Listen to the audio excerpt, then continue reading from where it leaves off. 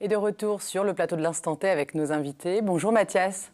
Bonjour. Mathias, vous êtes brestois, peintre, forcément inspiré par l'univers portuaire et maritime entre autres. Aujourd'hui, vous allez nous parler d'un concours de poèmes sur des tickets de bus ou des tickets d'autre chose d'ailleurs, et du fait que les tableaux que vous vendez vous manquent. Vaste programme dont vous nous parlez en fin d'émission, ce sera dans l'Instant Plus. Juste avant, on va parler de sujets un petit peu moins poétiques, mais non moins intéressants. Savez-vous que plusieurs milliards d'euros destinés aux aides sociales ne sont pas distribués chaque année en France ? Pourquoi et comment y remédier ? Nos invités ont la réponse. Pierre Lerest et Johan Alef. Bonjour à tous les deux. Bonjour. Vous avez donc créé le site aidesociales.fr. Vous allez nous en parler dans quelques instants. Mais tout de suite, place à l'Europe. Dans 2 mois tout juste, le 26 mai prochain, vous allez voter pour les élections européennes. Emmanuel Morucci, bonjour. Bonjour. Vous avez fondé la Maison de l'Europe à Brest. Alors, quels sont les enjeux ? Quelles peuvent être les répercussions sur notre région ? Hubert Coudurier, bonjour. Bonjour. Vous, aujourd'hui, vous menez l'instant politique.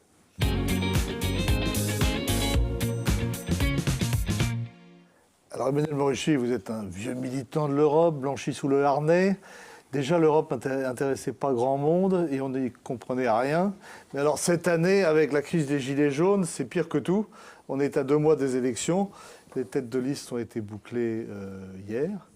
Et finalement, c'est quand même une élection qui débouche sur un vide pour l'instant. On a l'impression que les Français sont totalement absents de cette consultation. C'est vrai que c'est une élection qui est un peu particulière. J'ai utilisé cet après-midi, devant un certain nombre de personnes, une expression que je ne devrais peut-être pas répéter, mais je considère que cette élection est perdue, au sens propre du terme. C'est-à-dire qu'il me semble que l'on passe déjà à côté de quelque chose d'essentiel et d'important. C'est important à la fois pour nous, citoyens, parce que l'Union européenne, c'est notre construction, à la fois de nation et de peuple. À l'intérieur, nous avons une citoyenneté, et cette citoyenneté nous caractérise dans le cadre d'un modèle culturel, social, politique. Ça nous distingue du reste du monde également, parce que l'Union européenne est aussi, et simplement d'ailleurs, une région du monde, et du point de vue économique, ça n'est pas négligeable, parce que c'est la dimension importante, nécessaire, pour discuter, échanger, se confronter avec les États-Unis, la Chine. De Villiers vient de publier un livre dans lequel il explique que l'Europe a été fondée par un nazi et par quelqu'un qui était financé par la CIA. Ça vous a surpris ou vous saviez déjà tout ça ? De la part de M. de Villiers, non, ça ne m'a pas surpris. Qu'il y ait eu des financements américains à une certaine époque, on ne peut pas dire le contraire, c'est vrai. Le mouvement européen, en particulier, a reçu des financements américains, mais tout de suite après la guerre, rappelons qu'il y a eu aussi le plan Marshall et qu'il y avait tout un processus qui était en place pour remettre l'Europe sur pied, le continent européen sur pied. C'est passé par là. Malgré ce désintérêt patent qui se traduit notamment par le fait que les Français sont peu présents à Strasbourg et à Bruxelles en termes de lobbying, contrairement aux autres pays qui jouent beaucoup plus le jeu, est-ce que les jeunes s'intéressent quand même plus à l'Europe que leurs aînés? Est-ce qu'à travers des programmes comme Erasmus, il y a eu une forme de pédagogie qui fonctionne? Ils ont aussi l'habitude de voyager peut-être un peu plus. Alors je crois que le mot que vous venez de prononcer, le mot pédagogie, est le mot important et essentiel.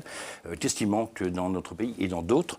C'est la pédagogie à la chose européenne. On n'a pas éduqué, on n'a pas socialisé les individus que nous sommes à la question européenne. Ce qui fait que cette citoyenneté dont je parlais tout à l'heure, bien sûr, elle existe en termes de droit, mais le sentiment d'appartenance à l'Union européenne n'existe pas vraiment. On ne peut pas en tout cas l'affirmer. Même chez les jeunes. Alors chez les jeunes, il y a des jeunes qui partent en Erasmus, ils sont assez nombreux, mais si on regarde les pourcentages, c'est un nombre relativement faible, de l'ordre de 2%. Et est-ce qu'on a un peu l'impression que la France, finalement, tant qu'elle se croyait grande et qu'elle se voulait faire de lance de l'Europe, comme le disait François Mitterrand, elle y croyait. À partir du moment où elle a dû reconnaître qu'elle était en perte de vitesse, et parfois on parle d'homme malade de l'Europe pour la France, on a l'impression que le désintérêt s'est accru. Oui, c'est vrai que... Elle veut bien de l'Europe tant que c'est son prolongement. Oui, voilà, c'est ça. En fait, on a un peu tendance à dire que l'Union européenne devrait être le prolongement de la République française. Ça nous intéresse, nous, Français. Ça intéresse beaucoup moins les autres. Et donc, la confrontation est parfois un petit peu sèche. On a du mal, nous, Français, à admettre que les autres, ils ont autant de voix, autant de pouvoir, autant d'envie, autant de désirs que nous, Français, pouvons avoir. Et notre vision du monde n'est pas forcément strictement la même, au point de vue social, politique, économique. Alors, il y a aussi un phénomène nouveau, c'est le populisme qui a progressé un peu partout. Salvini en Italie, Orban en Hongrie, Marine Le Pen en France. Et d'ailleurs, les Gilets jaunes sont aussi un avatar du populisme à certains égards. Est-ce que c'est une évolution inéluctable?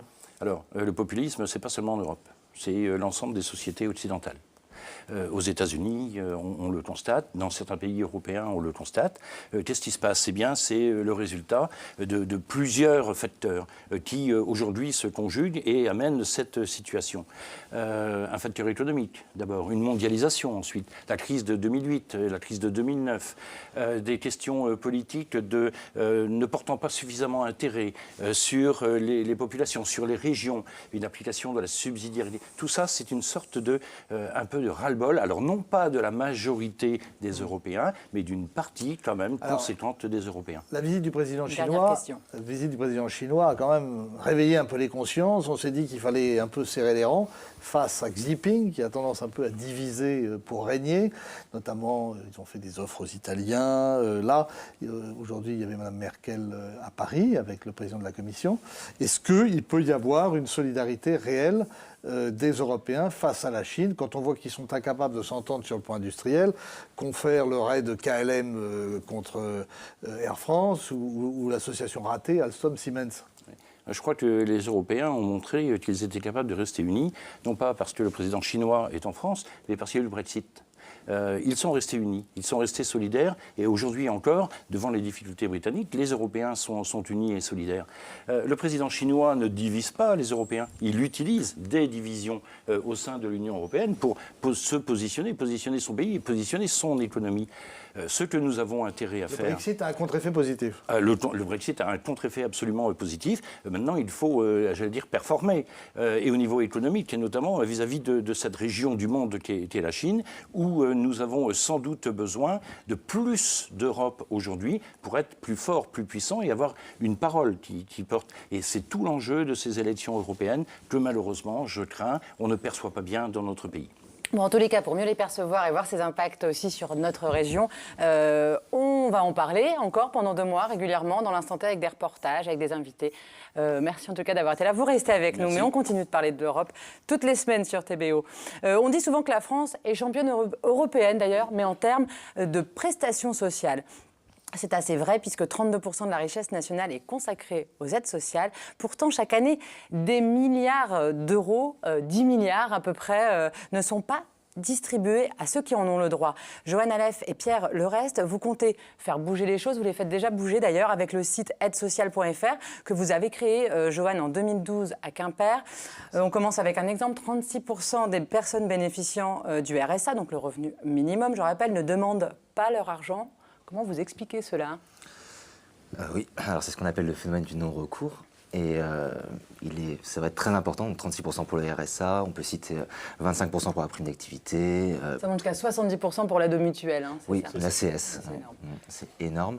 Et les raisons, elles sont multiples. Enfin, il y a un observateur qui s'appelle l'Odonor, qui étudie ce phénomène-là en détail, et dont la mission est essentiellement de l'analyser, de le comprendre, et aussi, et même surtout, de donner des préconisations pour améliorer le recours aux aides sociales. Et il a identifié, selon lui, 5 raisons majeures pour le non-recours aux aides sociales. Pour synthétiser très rapidement, la principale, selon l'Odonor, c'est la méconnaissance. Ça, c'est simple à comprendre. Les gens ont droit à des aides sociales. Ils ne connaissent pas leurs droits. Ils ne connaissent pas du tout l'existence de ces aides sociales. Donc, ils ne peuvent pas faire la demande. Ça, c'est une des raisons majeures qui a été identifiée par l'Odonor pour expliquer le non-recours. Une autre raison qui s'apparente un peu à la méconnaissance, c'est des gens qui connaissent l'aide. Ils connaissent, par exemple, l'aide à la mutuelle, mais ils pensent qu'ils n'y ont pas droit pour X raisons, parce qu'ils pensent qu'ils touchent des revenus trop importants, parce qu'ils pensent que ça ne les concerne pas, etc. Et donc, ils ne vont pas faire la demande. uniquement parce qu'ils estiment qu'ils n'y ont pas droit, alors que pourtant ils pourraient l'obtenir. Ça, c'est essentiel. Alors, bien sûr, il y a aussi le manque d'accès, par exemple, à l'informatique, la mauvaise connaissance de la langue française pour certains. Enfin, il y a énormément de facteurs, mais le principal, c'est quand même le manque de connaissances. Donc, vous travaillez à ça avec le site Aide sociale. Sur votre site internet, vous répertoriez les plus de 200 aides sociales qui existent en France. Donc, ça va de la santé au logement, passant par le transport, les loisirs. Comment vous arrivez à rendre tout ça le plus lisible possible? Parce qu'il est très clair, votre site. Voilà. Bravo. Merci. Alors, on essaye de le rendre, et c'est un travail qu'on fait au quotidien, en essayant de le rendre de plus en plus clair pour que justement les personnes puissent facilement, en fonction de leur situation, trouver facilement quelle aide ils pourraient obtenir très rapidement.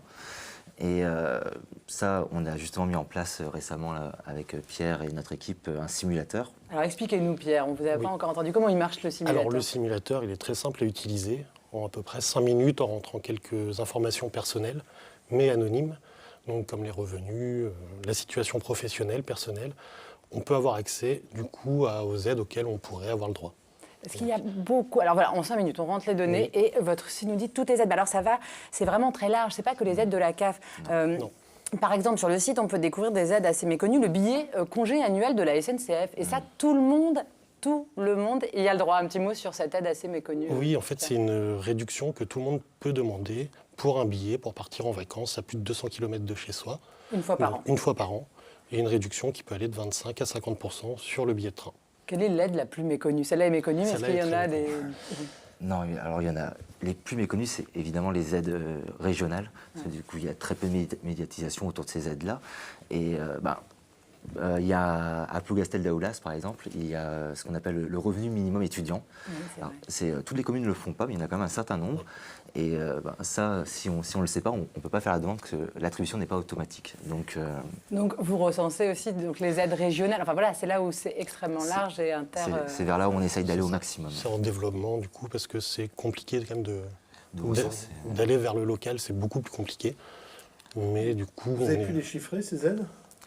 Le nombre d'aides? Globalement? Le nombre d'aides et le volume global? En montant, vous dites? Oui. Non, en montant, alors, vous avez parlé tout à l'heure au début de 10 30 milliards qui ne sont pas ça, c'est qui ne sont pas demandés. Mais de 36% du PIB qui 32%. C'est un chiffre qui est souvent mis en avant, mais qui est un peu faux, parce que ça comprend aussi les retraites. On ne peut pas considérer la retraite comme... on parle de 650 milliards d'aides sociales, à peu près. Alors là, le chiffre précis, je ne l'ai pas. Il faudrait voir qu'est-ce que comprend ce chiffre-là, parce qu'on a tendance à mettre dans ce type de chiffres un peu tout. Typiquement les retraites, par exemple, alors qu'on ne peut pas considérer ça comme une aide sociale. Suivant le discours qu'on va avoir, les chiffres sont très importants. Une dernière question. Selon vous, le revenu universel ou le revenu minimum d'existence qui avait été proposé, par exemple, par Benoît Hamon lors de la dernière élection présidentielle, réglerait justement ce problème de non-recours? De quelle façon? Alors, il réglerait certainement il réglerait le problème du non-recours, très certainement, parce que justement le revenu serait attribué de manière automatique. Néanmoins, c'est quelque chose de très... Il créerait d'autres problèmes. Il risquerait de créer d'autres problèmes, d'autant plus que le revenu universel, c'est quelque chose qui, selon que ce soit Jeff Bezos, le PDG d'Amazon qui en parle, ou M. Hamon, on ne parle pas du tout du même revenu universel. Et on a tendance à parler d'une seule voix, alors qu'il y a beaucoup de visions idéologiques derrière chacun des revenus universels. Mais c'est une des solutions pour pallier au non-recours des aides sociales. Clairement, c'est une des solutions vers laquelle il faudrait un jour aller. L'automatisation de l'attribution des aides, c'est clairement quelque chose qui simplifierait, parce que les démarches sont souvent assez compliquées. Et c'est ce qu'on essaye de faire sur notre site, c'est de détailler... Et en même temps, garder de l'humain, puisque le fait que les aides, quand on arrive justement dans les CAF, dans les CPM, soit sur guichet automatique, peuvent aussi rebuter certaines personnes pour la création des dossiers. Il y a une fracture numérique. Des solutions à trouver, en tout cas, vous y participez, à simplifier les choses. Une adresse à retenir, aide-sociale.fr. Vous trouvez de toute façon toutes les infos via notre site web. Vous restez avec nous tous les deux. Tout de suite, on passe à l'Instant Plus.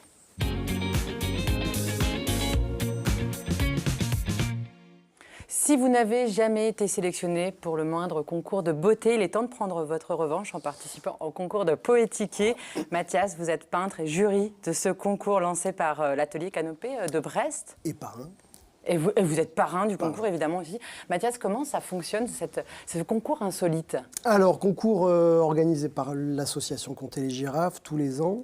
Il suffit d'écrire un poème sur un ticket. Alors, ticket de bus, ticket de parking, ticket de métro, mais plutôt ticket de tram, court poème ou plus long, parce que si on prend, je ne sais pas, un ticket de... Tout ce qu'il faut, c'est faut que le ticket rentre dans l'urne prévue à cet effet pour récolter tous les tickets. Donc en fait, c'est à peu près entre 800 et 1000 poèmes tous les ans, si je ne dis pas de bêtises. On en voit défiler là d'ailleurs sur l'écran. C'est incroyable l'imagination des gens. Oui, c'est super parce que du coup, ça a vraiment vocation. Moi, c'est aussi pour ça que j'ai accepté, c'est que c'est hyper simple et hyper ludique. Et moi, c'est tout à fait comme ça que je vois et mon travail et l'art de manière générale. Voilà. Tout le monde peut faire son petit poème, être artiste le temps de... Voilà, et puis pourquoi pas avoir après l'Oscar, le Ticard. Oui, qu'est-ce qu'on gagne d'ailleurs, Mathias? On gagne un superbe trophée que je n'ai pas là, mais... On découvrira le jour de la remise des prix. Sur quels critères vous allez réussir à départager ces tickets? Parce qu'ils sont quand même tous extraordinaires, et pour un artiste tel que vous, ça doit être difficile de sélectionner, de départager. Alors, pour la partie... poésie, il y a toute une équipe qui est déjà bien rodée, bien aguerrie. Si des gens ont envie de dessiner en plus, parce que c'est possible de sortir un peu du côté que poésie, enfin il faut forcément mettre une poésie, mais ils peuvent aussi mettre en peinture, en dessin, leur ticket. Et à ce moment-là, moi j'aurais peut-être mon mot à dire, mais ça va être un peu à l'instinct, ça va être... voilà, il y a des pépites qui sortent comme ça, c'est toujours des premiers jets, ou alors c'est plus réfléchi, mais il y a des trucs qui tombent à côté, mais qui sont aussi super touchants. On va voir le vôtre d'ailleurs, parce que vous en avez fait un aussi, moi, j'en ai fait Mathias. À l'occasion du lancement donc le lancement a eu lieu au Beaux-Arts et la remise des prix aura lieu au Musée des Beaux-Arts également. Donc, comme on est sur le thème de la beauté, moi, je m'étais fendu d'un petite rime. Il est magnifique, Mathias. C'est jusqu'au 31 mars. Pour ceux qui veulent participer. Il reste effectivement 5 jours. Mathias, on profite de vous avoir en plateau pour parler de ce petit livre que vous co-signez avec Anne Julien, une collaboration entre peinture et poésie. Comment il est né, ce livre étonnant et magnifique? Ce livre est né, en fait, Anne Julien, je la connais depuis quelque temps, et un jour, spontanément, elle a commenté un tableau que j'avais mis sur les réseaux sociaux, et j'ai été extrêmement étonné et touché de ce qu'elle avait écrit. Et j'étais très étonné de la profondeur que ça pouvait prendre, alors que moi, je n'avais pas mis de sens premier, forcément. Voilà. Donc, on s'est dit, après, on a discuté, puis on s'est dit, il faudrait qu'on fasse quelque chose ensemble un jour. J'ai eu l'occasion d'investir le dernier étage de la Tour Tanguy pour les Journées du patrimoine 2017. Et donc, pour cette carte blanche-là, je lui ai proposé qu'on fasse un projet. Voilà. Et ce projet-là, à la fin, on a voulu en faire un livre, mais pour des raisons X et Y, on n'a pas réussi à aller au bout pour pouvoir faire les photos et tout ça. Enfin bref. Du coup, de rage, on s'est dit, tant pis, on va faire autre chose. Et on a improvisé ça. Donc moi, j'avais des tableaux qui étaient dans mon atelier, en attente de trouver leur mur et leur clou. Donc, le principe, c'est comme que vous avez sélectionné, Mathias, des petits morceaux de tableaux. Voilà. Et vous lui avez soumis à Anne Julien, qui s'est inspirée. J'ai refait un peu le même système que ce qu'elle avait fait spontanément sur les réseaux sociaux. Voilà, je lui ai soumis des fragments de tableaux finis, donc des tableaux que moi je ne touche plus, c'est ce que j'explique. Et alors justement, oui, on en vient au titre. Il arrive parfois que mes tableaux me manquent. Parce que ce qui est intéressant quand on crée, c'est en fait un tableau en chasse l'autre. Donc, ce qui est intéressant, c'est le moment où on crée, où on a un partage avec ce tableau-là. Le moment où le tableau est fini, on part sur autre chose et une nouvelle idée, quoi. Ouais. Donc, souvent, les tableaux, je trouve qu'ils me manquent parce que je me rappelle de ce moment où on a eu un échange et donc il y a cette petite nostalgie du tableau fini. Voilà. Et comme ça, puis parfois les tableaux autrement. sont vendus et donc je les ai plus. Et donc aussi, ils vivent leur vie, on essaye de les rendre autonomes pour qu'ils il parle au plus grand nombre, dont le travail avec Anne. Merci Mathias. Je profite juste de la présence d'Emmanuel Morici pour voir l'art dans l'Europe. Vous êtes content des débats autour de l'art dans l'Europe ou alors vous avez l'impression que c'est complètement inexistant, Mathias C'est quand même très compliqué. Alors voilà, on n'a pas le temps de rentrer dans les détails, et puis je ne saurais pas trop quoi. Voilà, mais en tout cas, le statut artiste, la maison des artistes, ça part complètement en cacahuète.